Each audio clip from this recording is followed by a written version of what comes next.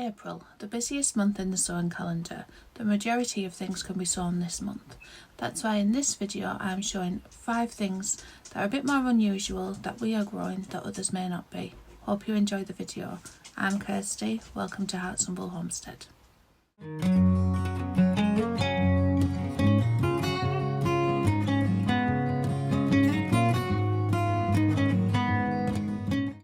Skirret. I had never heard of skirret until I read this book.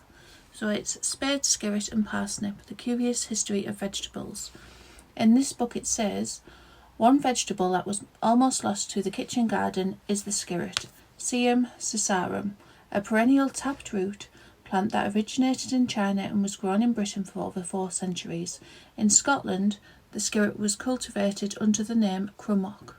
The gentleman gardener John Wardledge describes skirrets as the sweetest, whitest and most pleasant of roots in 1682.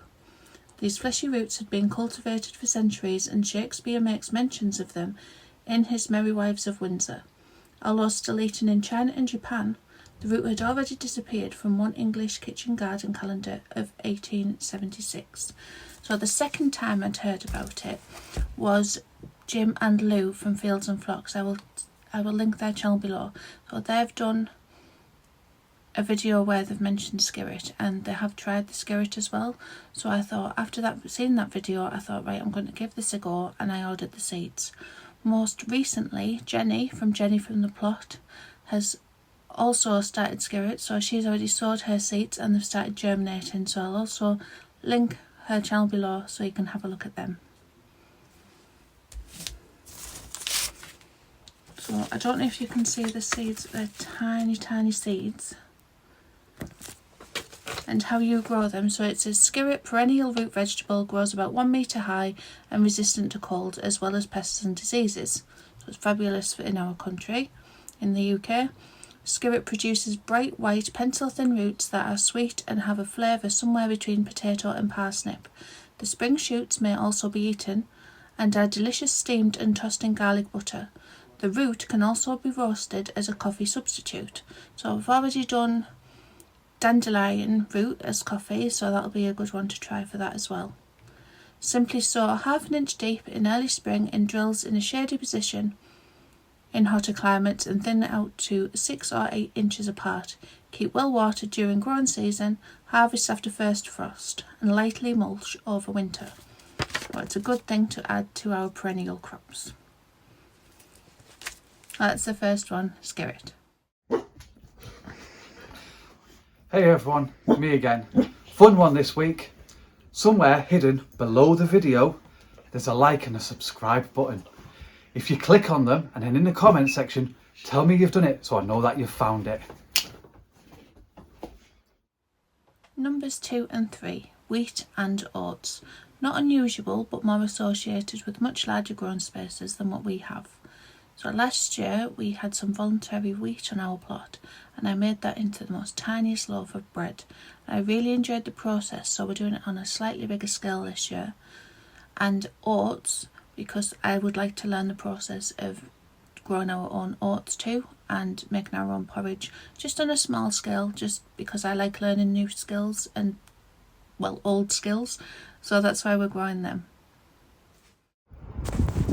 Time to get the wheat in.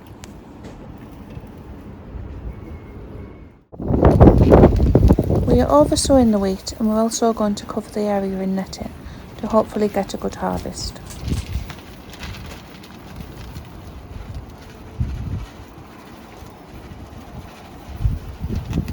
much of the bag am I using? Well, you've used it all, haven't you? Nearly. Yeah, that's fine.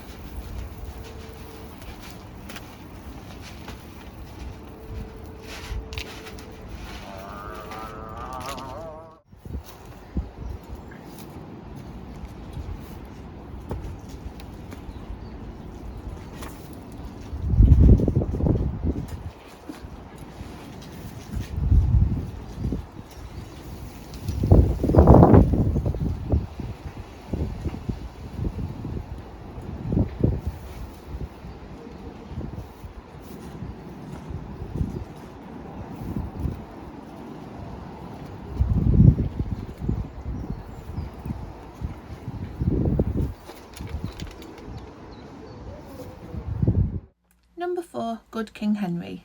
But I'll put their long name across there, I'm not going to attempt it.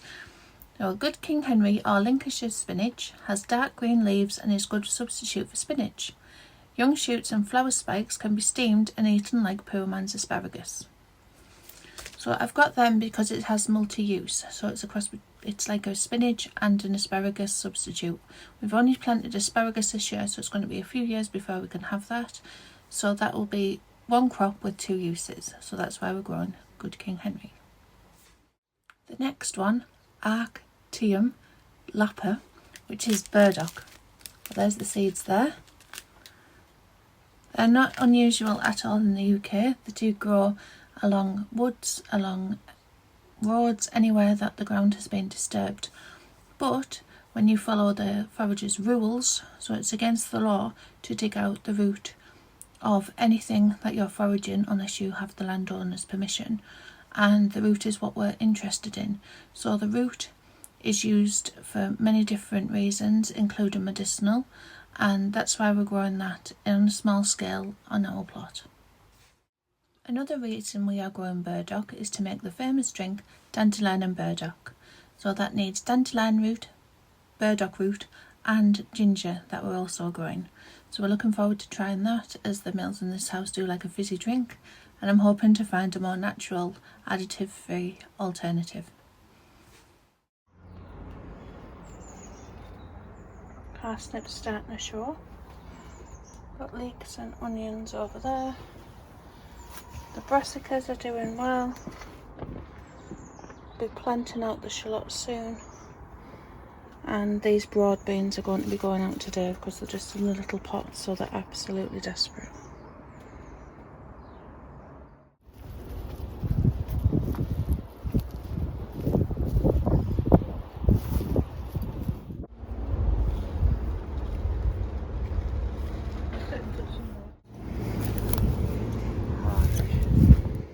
So that's the end of the 5 things we are growing that may be a bit different this month.